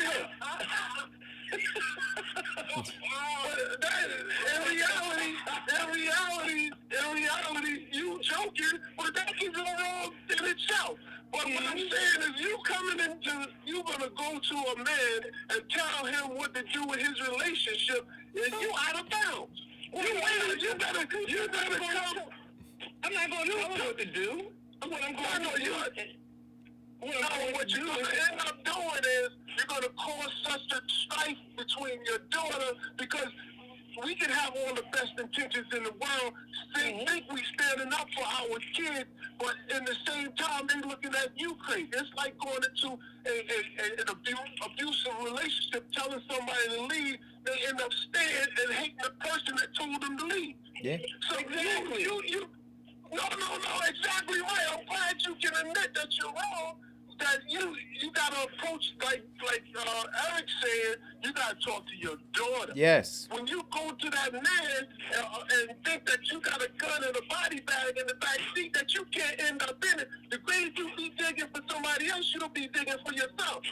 Well, let me state, in all honesty, I was joking about the shotgun and the body bag thing. No. I'm letting you know the grave that you dig for somebody else, you might be digging for yourself. And that part is true. And that part is very true. However, but the conversation would, and let me be serious for a moment. The conversation would very well go in this direction. Listen, I understand that you have some level of concerns about her health. But also I have to look at this and say that, you have 2 children and a level of commitment or obligation to either the children or my child. I really would like to know your true intentions. And I'd like to actually say or actually believe that you are the man in which my daughter wants to spend the rest of her life with. And because you are the father of her children. And I just would like to know, what are your plans and what do you need to do to make this commitment? Let me ask you a question. Wait, Mike. Wait, let me ask you a question. Oh, wait a minute. Guys, please. If that makes it better, then how about for a wedding present I give you both gym memberships? No, but I want to ask you a question, Vincent. The conversation you're having with him, is it based on your daughter asking you to intervene, or is it you deciding to intervene? This is me deciding to intervene. Yeah. See, that's where the problem is. No. Why I am deciding to intervene is because he went on a podcast and I heard it. No, that's okay. But is it? But I'm with Mike, and Mike, thanks for giving me that perspective that I didn't have. Thanks for giving him ammunition, Mike. All right. No, it's not. Okay. Well. Mike, I want you to know that Christmas present I was going to send you, forget it, brother. All right, Vincent. Let's not talk over, right? I understand that we live in a dysfunctional society, and nobody's perfect. And when we start our own imaginary things, the way things should go, it don't go that way. And we go in with the best intentions in the world, but it don't end up that See, way. Because what I can imagine is this. It's crazy stuff. Right. One of the things that I can imagine happening. Wait, Mike. You know what my position was? One of the things that I can imagine happening is this, right? You go because you read something on a podcast, and like Mike said, that woman hasn't left this house, right? Right. So she's still in the house with this guy who made these comments. So they're still living together. They're presumably still sleeping in the same bed together. You as a father hear this podcast, and you now intervene without her. You have no idea what she's trying to negotiate in that relationship, if anything at all. And you go there without her having solicited your involvement, right? I'm with Mike. That she at the end says, what the hell are you doing? This is my relationship. I'm trying to figure this thing out. You know what, Eric? In the event that that truly does happen, then you know what? I'll consult with my daughter first before talking with him. Yeah, so that's where I was in the beginning. Recognize that guy can want what he wants. Your responsibility, I believe, my responsibility. Let me not say what your responsibility. I'm gonna say my responsibility because you asked me the question earlier, and I said I can't put this on anybody else but me when you asked me the question.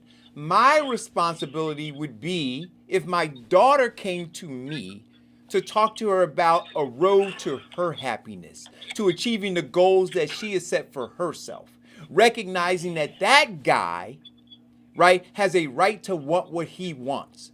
My question to her would be, if she asked me, what is it, sweetheart, that you want? That's it. Okay. That's it. All right. Okay. And then to focus on that. I do not disagree with that. What's next? So, listen, Diane, I should have my glasses on. This argument, I feel so comfortable today. Well, but I think it's only an argument when you're I'm listening to you, Vincent, and you're putting yourself out here in a way that when the argument starts to make sense to you, when the conversation starts to make sense to you, it became an argument, and then you let everybody else know that it was an argument. It's not an argument. We convinced you otherwise. Can you say we convinced you otherwise? No, you have not changed my perspective and belief upon that man. But what you have done is given me... You are in the true sense. You are in the true sense. You are in the true sense of judgment. Can you let me finish? No, I'm not going to let you finish. You are in the true definition of judgmental. Thou shalt not judge. No. It did not change my perspective and belief upon this man. But what it did do is give me more ammunition how to deal with the situation that would be palatable to my child. Oh, there we go. I think that's progress. Because in the end, that's real progress. Because in the end, listen, that woman. So listen. So let's bring this full circle, right? So that young lady, right? That young lady is right. Is like Jody said, she's got to make the decision now. He's made his decision. Or as my mother said, she grown. No. But listen, he's made his decision. He said, I am not doing this. Yeah. Right? So the idea of trying to convince him against something that he wants is futile. It is her that the attention needs to be. So, dear, what do you want now? And like Jody said, if she wants in that relationship, girl, you better get on that treadmill.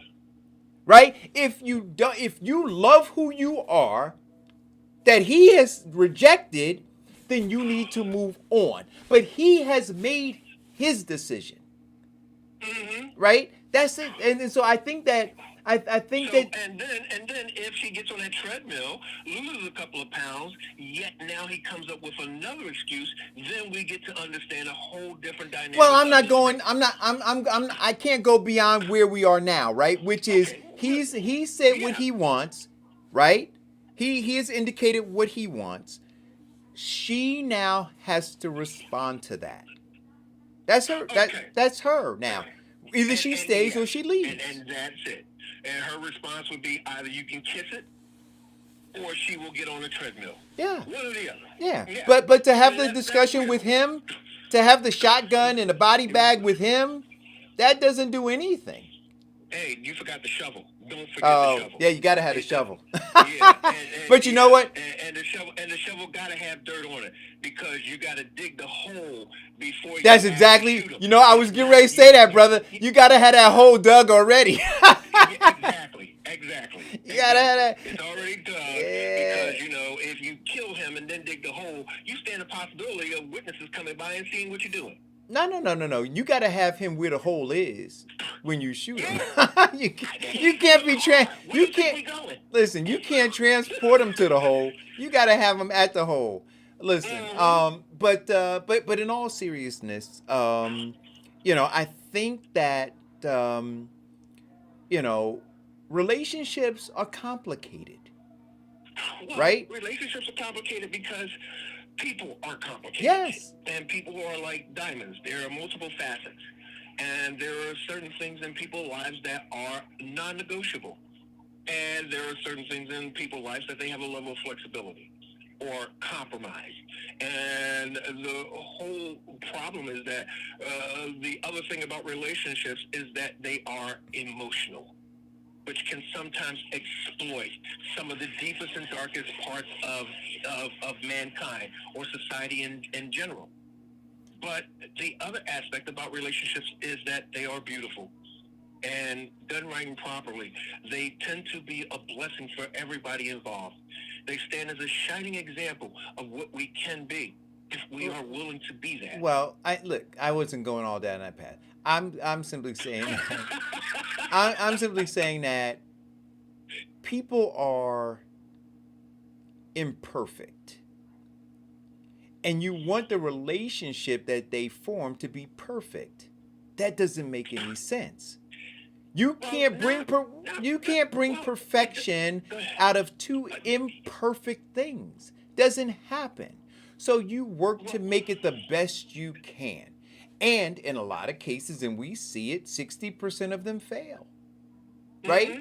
60%. By the way, our show today is on suicide and Thursday is on relationships with the relationship doctors. Man, I'm gonna be on. Listen, guys, make sure you tune in on Thursday because I'm gonna be on that show and we're gonna be talking about relationships, right? So that's gonna be good. And then in terms of the suicide stuff, tune in today, Vincent. Maybe we could put the link into this thread later on, because the suicide stuff is real, right? The COVID stuff is real. The suicide numbers are going up. We talked about domestic violence. Those numbers are going up because people don't know how to cope with the stresses that they're dealing with now. And as Dr. Wright said on our show last Thursday, people who had escapes before, because you're being told to shelter in place, you're now sheltering in a place where the abuser is. So there's a lot happening, folks. And what I said in the show on Thursday, for all of us who have family and friends, just check on them. Just check on them. Sometimes you just checking on them, taking them a case of water, a thing of toilet paper, a hot meal can ease the stress that exists in that household. Yeah, could ease the stress of what's going on in that household, right? Because a lot of it has to do with money, right? Picking up the phone, having phone conversations with them, it changes their vista a little bit, right? And it gives them an outlet. It gives them an outlet, right? So be that valve that is that releases the pressure from that pressure cooker that is called that abusive home. We're at 12 o'clock. Thank you guys for tuning in. And I want to thank everybody for that virtual spanking that I got. Tune in Thursday. Well, I don't look at it as a virtual spanking, but look, that's because you weren't the one getting it. Look, we all come from different spaces in life, right? We're a product of our environment and a sum total of our experiences. And so when we come together on this show, sometimes there are clashes. But it's all in love and it's all with an attempt to get to a space of greater understanding. Thank you guys for tuning in. Stay Jody, warm. Mike, love you. Stay warm. Like Cheeto not getting that gift. And like I said, guys, 200,000 cases of coronavirus reported daily now. Wear your masks. Every 37 seconds. Wash your hands. Keep social distancing. Avoid crowded places if you can. If you love your loved ones, the best way to show it is to not be around them. If you're not in that, what do they call it? Not a bubble. But my daughter said it yesterday. She said she's got a, for lack of the term she used, she's got a bubble. And all of the people who are in that bubble, if they travel outside of that bubble, they're not allowed back in that bubble for 10 days. Do that. Do that, guys. Come on. Oh, congratulations. We moved the needle of blackness in progress. Break dancing is now considered an Olympic sport. Ah! Oh, God. I gotta go. I gotta go. One more. Biden appointed a black man to be the Secretary of Defense. The needle has moved, ladies and gentlemen. Well, but wait a minute. What was Colin Powell? Colin Powell was the Secretary of State. Okay. Secretary of Defense controls the armed forces and the military. Okay. Thank you guys for tuning in. Thank We'll you. see you Love on you. Thursday. Stay safe. Stay